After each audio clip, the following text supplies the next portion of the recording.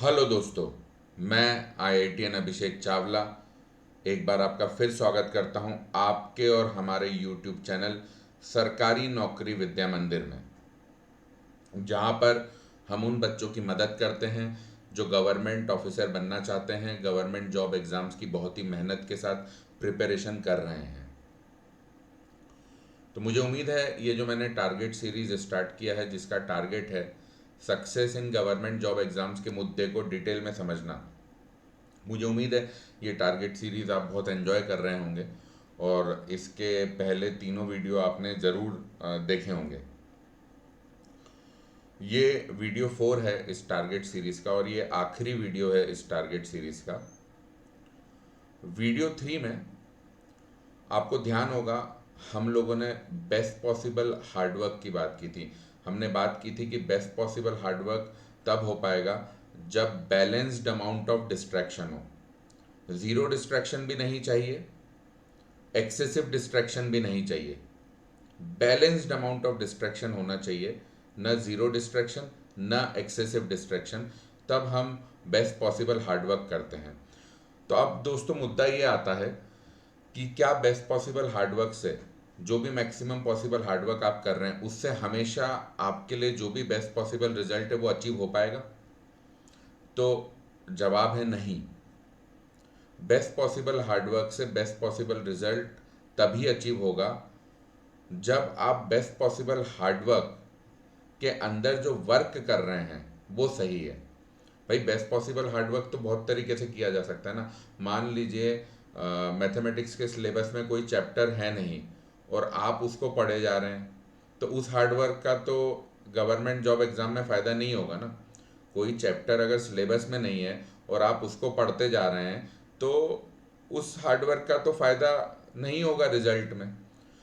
तो best possible hard work से best possible result आएगा या नहीं आएगा, ये डिपेंड करता है कि वो बेस्ट पॉसिबल हार्डवर्क के अंदर जो आपने वर्क किया है वो वर्क है क्या। तो अब मुद्दा ये आता है कि हम कैसे समझें कि बेस्ट पॉसिबल हार्डवर्क में जो वर्क है वो क्या वही वर्क है जिससे बेस्ट पॉसिबल रिजल्ट आएगा, या जो वर्क है वो ऐसा नहीं है जिससे बेस्ट पॉसिबल रिजल्ट आएगा। इन सब चीज़ों पर हम डिटेल में इस वीडियो में बात करेंगे और समझेंगे कि बेस्ट पॉसिबल हार्डवर्क से बेस्ट पॉसिबल रिजल्ट कैसे लाया जाए। तो शुरू करते हैं। तो सबसे पहले मैं आपको ये समझाना चाहता हूँ कि बेस्ट पॉसिबल हार्डवर्क से बेस्ट पॉसिबल रिजल्ट आता कब है, वो क्या वर्क होना चाहिए कि बेस्ट पॉसिबल हार्डवर्क से बेस्ट पॉसिबल रिजल्ट आ जाए। उसके लिए हम एक एग्जांपल लेंगे। मैं आपसे एक सिंपल सवाल करना चाहता हूँ, how do we communicate over long distances. हमको बहुत ही ज़्यादा डिस्टेंसेस पे बात करनी है, तो हम आज की डेट में, आज की सदी में, आज के समय में कैसे कम्युनिकेट करते हैं? तो जाहिर सी बात है, आपका जवाब आएगा कि हम मोबाइल फ़ोन्स यूज़ करते हैं या इंटरनेट बेस्ड कॉल्स, मतलब video call, internet video call, internet voice call, या मोबाइल फ़ोन्स पे normal mobile SIM card call. इन चीज़ों का हम प्रयोग करते हैं और यहाँ इंडिया में बैठे बैठे हम अमेरिका में भी बात कर सकते हैं, किसी भी देश में जो हमसे 5,000 किलोमीटर, 10,000 किलोमीटर दूर है, हम किसी भी देश में बात कर सकते हैं मोबाइल फ़ोन और internet based voice call, video call, इन सब चीज़ों का इस्तेमाल करके। ठीक है। पर यही अगर 500 साल पुरानी बात करें, आज से 500 साल पीछे चले जाएं, जब राजा हुआ करते थे, तो जब किंग्स हुआ करते थे, तो वो हज़ारों किलोमीटर की दूरी पर अपना संदेश, अपना मैसेज कैसे पहुंचाते थे? वो मैसेंजर्स यूज़ करते थे। मैसेंजर मतलब घोड़े पे एक सोल्जर जाता था मैसेंजर बन के, एक सोल्जर घोड़े पे जाता था मैसेंजर बन के, और वो हज़ारों किलोमीटर ट्रैवल करता था घोड़े पे, और एक राजा का मैसेज दूसरे राजा तक पहुंचाता था। तो देखिए, अब इन दोनों चीज़ों में फ़र्क क्या पड़ रहा है? परफॉर्मेंस की अपन बात करें, तो आज अगर मुझे 10,000 किलोमीटर दूर कोई बात पहुंचानी है, तो मेरे लिए वो 2 मिनट का काम है। मैं फ़ोन उठाऊंगा, वीडियो कॉल करूंगा या मोबाइल कॉल करूंगा, 1 मिनट के अंदर कॉल लग जाएगी, मैं अपना मैसेज पहुंचा दूंगा 10,000 किलोमीटर दूर। अब यही 10,000 किलोमीटर दूर अगर 500 साल पहले किसी एक राजा को दूसरे राजा को मैसेज पहुंचाना होता था, तो उसमें महीनों लग जाते थे। महीनों तक एक आदमी घोड़े पे जाता रहता था और फिर दूसरे राजा के पास पहुंच के पहले राजा का मैसेज दिया करता था। तो मतलब चीज़ तो वही हो रही है, मैसेज पहुंचाना, पर आज मैसेज पहुंचाना 1 मिनट के अंदर पॉसिबल है, जो कि 500 साल पहले महीनों के अंदर पॉसिबल हो पाता था। तो मेरा सवाल ये है कि इन दोनों सिचुएशंस में डिफरेंस क्या है? क्या आज मोबाइल और इंटरनेट की जनरेशन में ह्यूमन बींग्स बहुत ज़्यादा हार्ड वर्क कर रहे हैं, और पहले राजाओं के समय जो सोल्जर्स होते थे, सिपाही होते थे, वो मक्कारी किया करते थे, हार्ड वर्क नहीं किया करते थे? ऐसा कुछ है क्या? ऐसा तो बिल्कुल नहीं है। ऐसा तो बिल्कुल नहीं है। देखिए, आज भी इंसान 8 से 10 घंटे दिन में काम करता है, और उस समय भी 8 से 10 घंटे ही किया करता था। हार्डवर्क तो बराबर है, पर आप देखिए रिजल्ट में कितना बड़ा अंतर है। आज भी इंसान 8 से 10 घंटे काम कर रहा है। 500 साल पहले भी राजा का सिपाही 8 से 10 घंटे काम करता था, पर आज मुझे कोई मैसेज 10,000 किलोमीटर दूर पहुंचाना है तो वो मैं 1 मिनट में पहुंचा पा रहा हूँ, और 500 साल पहले यही काम करना होता था तो महीनों लग जाते थे। तो डिफरेंस कहाँ है? हार्डवर्क में? हार्डवर्क में तो नहीं है। आज भी ह्यूमन बींग्स 8 से 10 घंटे एक दिन में काम कर रहा है, नॉर्मल ह्यूमन बींग। पहले भी नॉर्मल ह्यूमन बींग 8 से 10 घंटे काम कर रहा था एक दिन में। तो देखिए, सेम अमाउंट ऑफ हार्डवर्क पे रिजल्ट में कितना बड़ा अंतर है। मतलब मैं ऐसा बोल सकता हूँ ना, बेस्ट पॉसिबल हार्डवर्क बहुत लोग आज भी कर रहे हैं, तब भी कर रहे थे, पर बेस्ट पॉसिबल हार्डवर्क पे जो रिजल्ट आज आ रहा है वो बहुत सुपीरियर है 500 साल पहले के मुकाबले। ऐसा क्यों हुआ? एक्चुअली यहाँ पे बात अमाउंट ऑफ हार्डवर्क की नहीं है, यहाँ पे करेक्ट आइडिया और करेक्ट मेथड की बात है। बेस्ट पॉसिबल हार्डवर्क से बेस्ट पॉसिबल रिजल्ट तब आएगा जब उस हार्डवर्क, जो आप हार्डवर्क कर रहे हैं, उसका जो वर्क है वो एकदम करेक्ट आइडिया और करेक्ट मेथड पे बेस्ड है। आपका best possible hard work correct idea और करेक्ट मेथड पे बेस्ड होना चाहिए, तब बेस्ट पॉसिबल रिजल्ट आएगा। अब इस चीज़ को अपन समझते हैं, जैसे आज मोबाइल और इंटरनेट की जनरेशन है, ठीक है, तो यहाँ पर मैसेज पहुँचाने के लिए, एक जगह से दूसरी जगह मैसेज पहुँचाने के लिए जो आइडिया है वो है डिजिटल टेक्नोलॉजी या इलेक्ट्रॉनिक टेक्नोलॉजी। हम इलेक्ट्रॉनिकली मैसेज को एक जगह से दूसरी जगह पहुँचा रहे हैं। तो आज का आइडिया टेक्नोलॉजी बेस्ड है, और पहले का आइडिया क्या था? ह्यूमन बेस्ड था। एक आदमी घोड़े पे जाता था, तो आइडिया ही अलग है। 500 साल पहले जो आइडिया यूज़ करा जा रहा था मैसेज पहुँचाने के लिए, वो इंसान खुद जा रहा था। आज टेक्नोलॉजी बेस्ड मैसेजिंग हो रही है। आज जो आइडिया है मैसेज पहुंचाने के लिए, एक जगह से दूसरी जगह मैसेज पहुंचाने के लिए, आज जो आइडिया यूज़ हो रहा है वो टेक्नोलॉजी है, इलेक्ट्रॉनिकली मैसेज जा रहा है। तो देखिए, आइडिया बदल गया, तो इसीलिए परफॉर्मेंस बदल गई। अच्छा, अब किसी भी आइडिया को इम्प्लीमेंट करने के बहुत सारे मेथड हो सकते हैं। तो जैसे आज की जो टेक्नोलॉजी है मैसेज को एक जगह से दूसरी जगह पहुंचाने की, डिजिटल टेक्नोलॉजी या इलेक्ट्रॉनिकली हम मैसेज जो पहुंचा रहे हैं, तो जो टेक्नोलॉजी को हम यूज़ कर रहे हैं, इसमें भी आप पिछले 20 साल में देखेंगे तो बहुत अलग अलग मेथड्स आए हैं, और समय के साथ मेथड ज़्यादा करेक्ट होता गया है।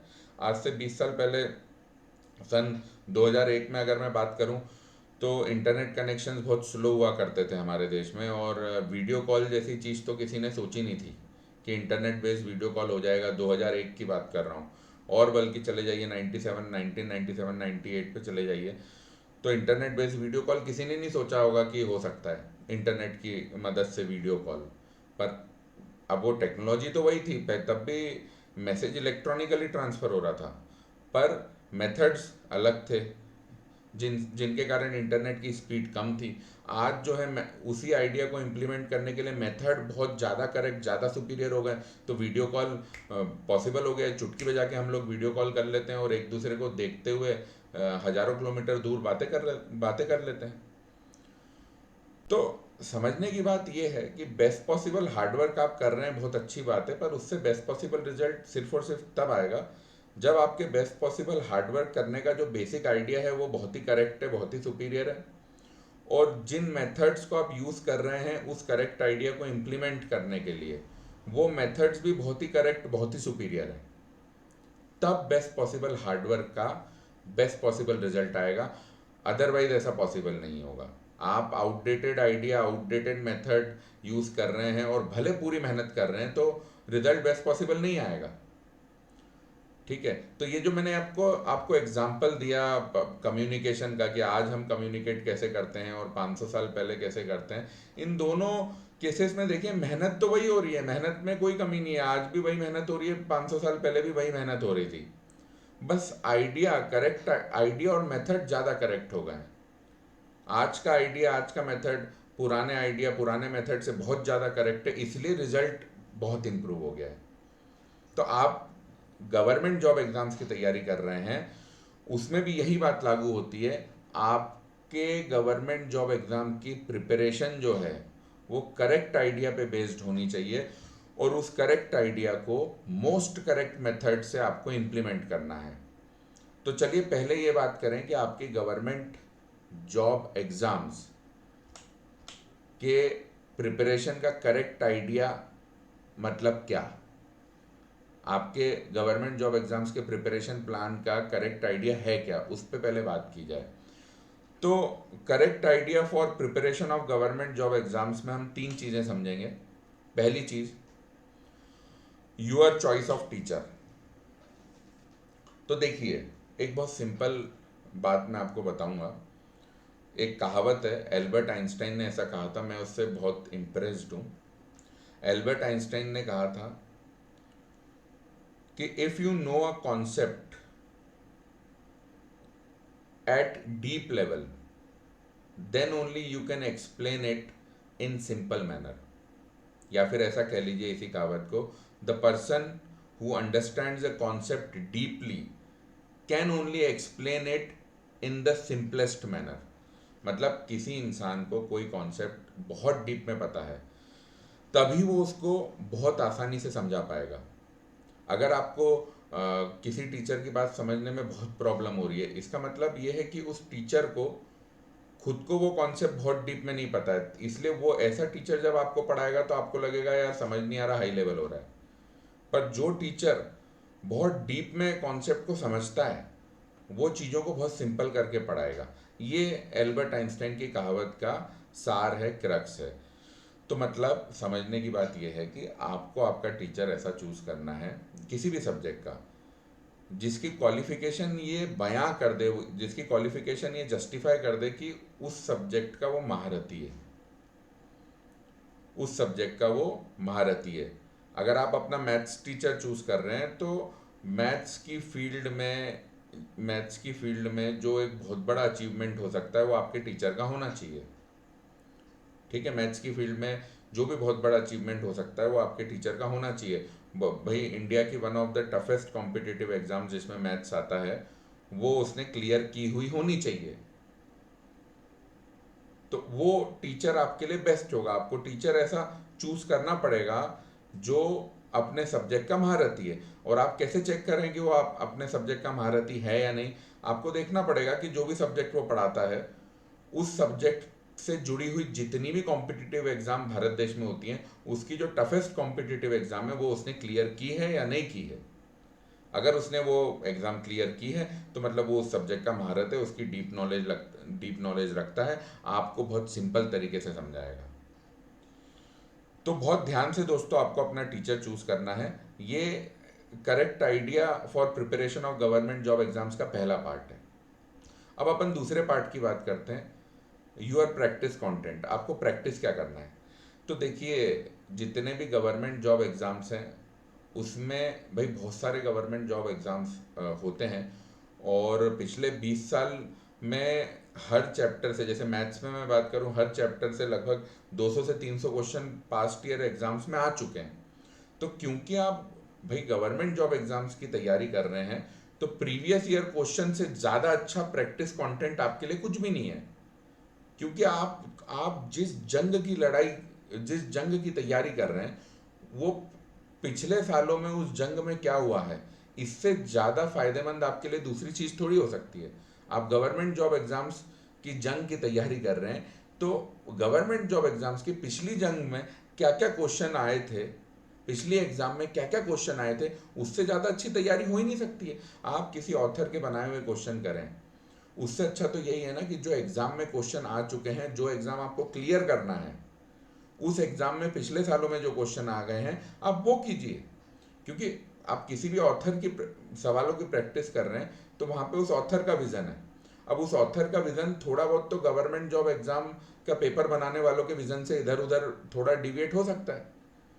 तो किसी भी ऑथर के बनाए हुए क्वेश्चन आप तब कीजिए जब आपने पास्ट ईयर में जो क्वेश्चन आ चुके हैं वो पूरा क्वेश्चन बैंक खत्म कर लिया है, तब आप किसी ऑथर के बनाए हुए क्वेश्चन कीजिए। पर पहली प्रायोरिटी आपकी होनी चाहिए कि जो चैप्टर में 200-300 क्वेश्चन है, हर चैप्टर के मैथ्स में 200-300 क्वेश्चन है, या किसी भी सब्जेक्ट में हर चैप्टर के 200-300 क्वेश्चन है जो previous year government job exam में आ चुके हैं, आपको वही करना है। वो आपके लिए बेस्ट पॉसिबल तैयारी है। हाँ, वो 200-300 क्वेश्चन आप बहुत ही ज़्यादा मेहनती हैं और आपने प्रीवियस ईयर में किसी चैप्टर से 200-300 क्वेश्चन जो आए हैं उनको सॉल्व कर लिया है और अब आपके पास समय बच गया है, तो ठीक है, आप किसी ऑथर की बुक उठा के ऑथर के बनाए हुए क्वेश्चन कर लीजिए, समय बच गया है तो। पर पहली प्रायोरिटी पास्ट ईयर क्वेश्चन होना चाहिए। Your practice content should be past year government job exams questions. Correct idea के तीसरे पार्ट पे बात करें, यूर लर्निंग अप्रोच।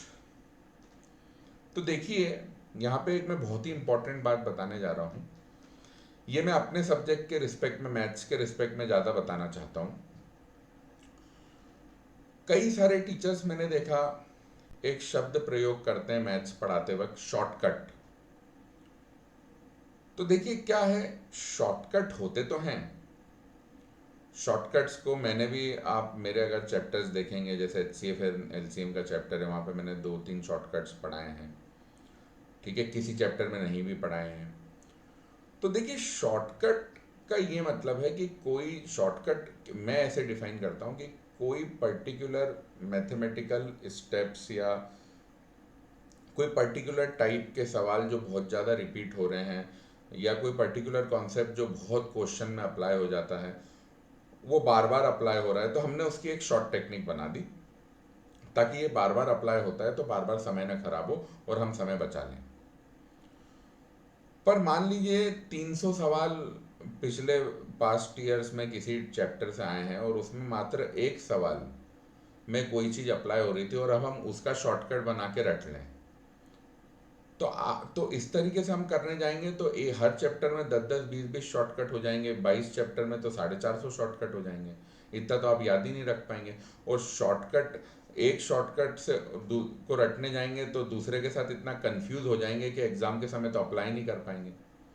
तो कई टीचर बच्चों को ज़बरदस्ती गलत इम्प्रेस करने के लिए कुछ हद से ज़्यादा शॉर्टकट पढ़ा देते हैं। वो हर चीज़ का कुछ भी शॉर्टकट बना देंगे, कुछ भी बिना लॉजिक के, बस बच्चे को ये दिखना चाहिए कि एक लाइन में आंसर आ गया, हालांकि वो किसी दूसरे क्वेश्चन में वो अप्लाई हो ही नहीं पाएगा शॉर्टकट। बस बच्चे को इम्प्रेस करने के लिए कुछ टीचर ज़बरदस्ती शॉर्टकट बना देते हैं, जिससे बच्चे का कॉन्सेप्ट और ख़राब होता है।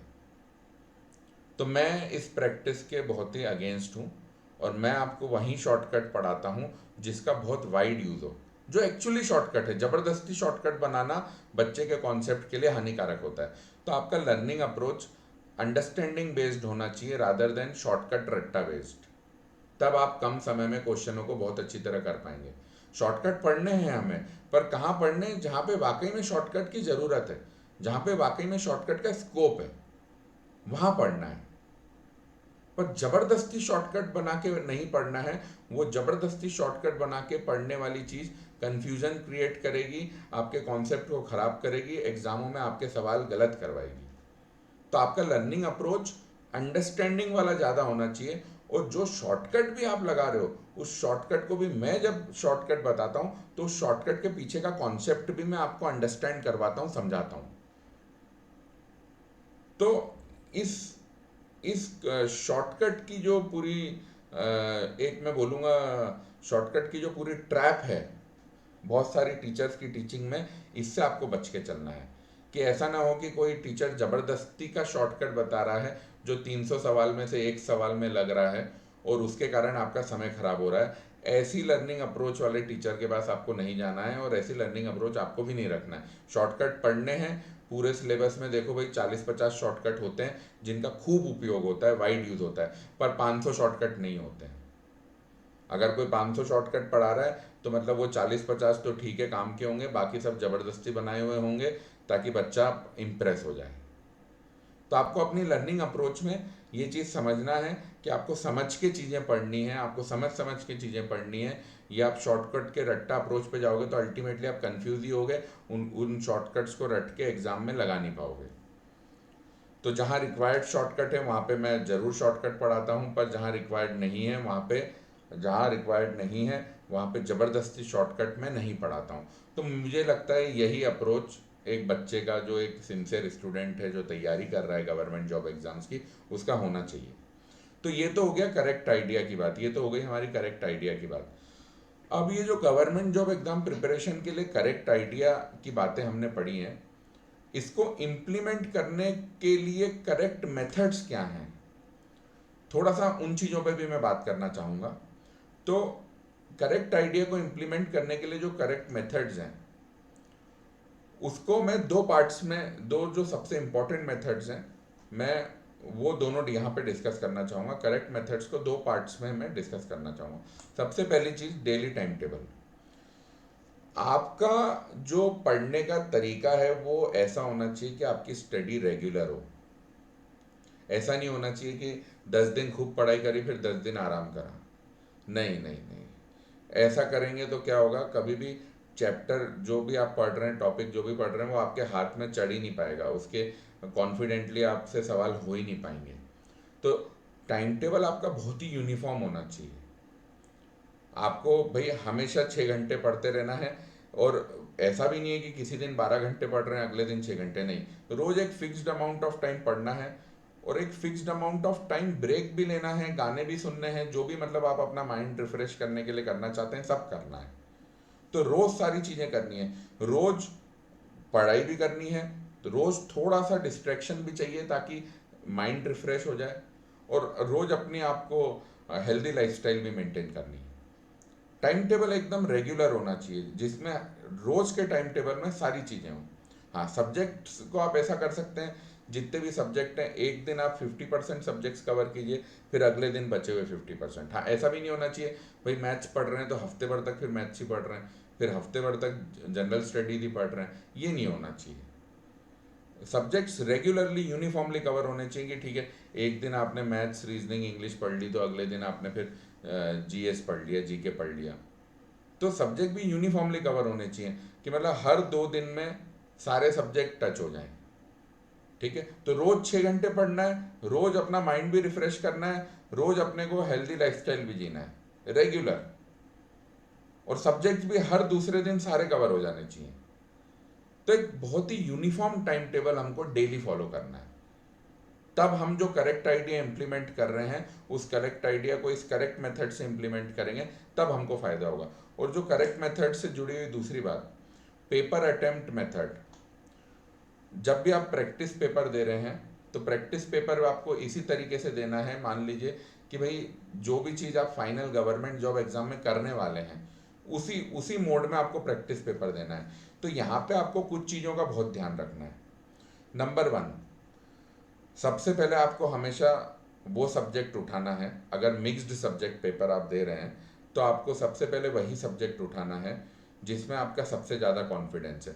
अगर आप मिक्स्ड सब्जेक्ट पेपर दे रहे हैं, 1-2 घंटे या 3 घंटे के समय में एक से ज़्यादा सब्जेक्ट हैं, तो आपको सबसे पहले वो सब्जेक्ट उठाना है जो सबसे ज़्यादा स्ट्रांग है आपका, ताकि पेपर के शुरू में कुछ नंबर फटाफट आ जाते हैं तो दिमाग में कॉन्फिडेंस आ जाता है, बैक ऑफ द माइंड पे कॉन्फिडेंस अटेन हो जाता है, आप कॉन्फिडेंट हो जाते हैं, हाँ हाँ यार बढ़िया नंबर आ रहे हैं, एवरीथिंग इज गोइंग गुड। तो आपके ऊपर से एग्ज़ाम प्रेशर कम हो जाता है। तो इसलिए एग्ज़ाम के पहले आधे घंटे में अच्छे नंबरों का, काफ़ी सारे नंबरों का बटोरा जाना बहुत ज़रूरी है। काफ़ी सारे नंबरों को हासिल करना शुरू के आधे घंटे में ज़्यादा ज़रूरी है। भले उसके बाद नंबर आने का रेट थोड़ा स्लो भी हो जाएगा तो चलेगा, पर शुरू के आधे घंटे में नंबर बहुत तेज़ी से आने चाहिए। इसके लिए आपको वो सब्जेक्ट उठाना चाहिए जो थियरिटिकल हो, जिसमें फटाफट टिक कर पाएँ, अपन आंसर मार्क कर पाएँ, और आपका बहुत स्ट्रांग हो। तो वही सब्जेक्ट आपको पहले उठाना चाहिए। अब ऐसा पर्सन टू पर्सन चेंज करता है, किसी का जीएस स्ट्रांग है, भाई जीएस में भी ऐसा हो सकता है, हिस्ट्री किसी का स्ट्रांग है, किसी का ज्योग्राफी स्ट्रांग है, या भाई किसी का जीएस के बाहर बात करें तो किसी का मैथमेटिक्स स्ट्रांग है, किसी का रीजनिंग स्ट्रांग है। वो person to person strong subject change हो सकता है। पर कहने की बात यह है कि आपको स्ट्रॉन्गेस्ट सब्जेक्ट को पहले उठाना है, ताकि शुरू के आधे घंटे में पेपर में आप कॉन्फिडेंस में आ जाए। और दूसरी बात, जब भी आप कोई सेक्शन अटेम्प्ट कर रहे हैं, खासकर सॉल्विंग टाइप, मतलब जैसे मैथ्स है या रीजनिंग है, ये सॉल्विंग टाइप सब्जेक्ट हैं, इस टाइप का सब्जेक्ट जब आप अटेम्प्ट कर रहे हैं एग्जाम पेपर में या प्रैक्टिस पेपर में, तो आप ध्यान रखिए भाई, ज़्यादातर एग्जाम में सारे क्वेश्चन बराबर नंबर के होते हैं, तो आपको टफ क्वेश्चन नहीं करने भाई। इजी क्वेश्चन भी एक नंबर का है, टफ भी एक नंबर का है, तो जो आपको पढ़ के टफ लग रहा है आपको उसमें समय खराब नहीं करना है। आपको जो पढ़ते ही इजी लग रहा है सिर्फ उसमें समय देना है, ताकि आप इजी क्वेश्चन करके एक नंबर लें, टफ क्वेश्चन करके एक नंबर ना लें। क्योंकि सोचिए ना, एक नंबर आपको लेना है, इजी क्वेश्चन करके एक नंबर लेने में 30 सेकंड 40 सेकंड लगेंगे, पर वही टफ क्वेश्चन करके एक नंबर लेने जाएंगे तो 1 मिनट या 1.5 मिनट लगेगा। तो कम समय में उतने एक नंबर लेना ज़्यादा समझदारी का काम है, ज़्यादा समय लगा के एक नंबर लेने से। सही बात है ना, कम समय में मुझे एक नंबर मिल रहा है तो मैं ज़्यादा समय लगा के एक नंबर क्यों लूँगा। हाँ ये है कि जितने भी क्वेश्चन आपके हिसाब से इजी थे वो सारे के सारे आपने अटेम्प्ट कर दिए हैं सब, और पेपर में जितने भी इजी क्वेश्चन थे सब अटेम्प्ट कर दिए, पर फिर भी समय बच गया, तो फिर आप टफ क्वेश्चन कर लीजिए जो आपके हिसाब से पहले टफ था, पहली बार में आपने नहीं किया, पर पहले आपको इजी क्वेश्चन करना है। तो ये वीडियो था करेक्ट आइडिया, और उस करेक्ट आइडिया को इम्प्लीमेंट करने की करेक्ट मेथड्स के ऊपर, ताकि आप बेस्ट पॉसिबल हार्डवर्क से बेस्ट पॉसिबल रिजल्ट निकाल पाएँ। मुझे उम्मीद है ये वीडियो और पूरी टारगेट सीरीज़ के चारों वीडियो आपको बहुत पसंद आए होंगे, और कुछ भी सजेशंस आप देना चाहते हैं तो कमेंट्स में, वीडियो के कमेंट्स में आप सजेशन दे सकते हैं। और पूरी टारगेट सीरीज़ देखने के लिए और ये वीडियो देखने के लिए आपका बहुत बहुत धन्यवाद। Thank you for watching.